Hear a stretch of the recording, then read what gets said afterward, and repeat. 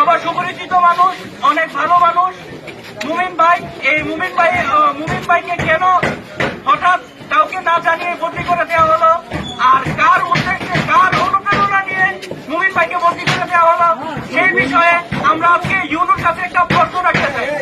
আমরা জানি যে মুমিন ভাই অত্যন্ত ভালো মানুষ।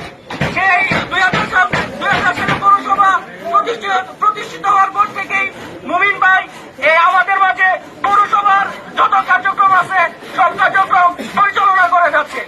কে বা কারা এই মুমিন ভাইয়ের নামে, যার নামে একজন লোক সে নাকি স্টোর কিপার, সে কিভাবে মুমিন ভাইকে বদলি করার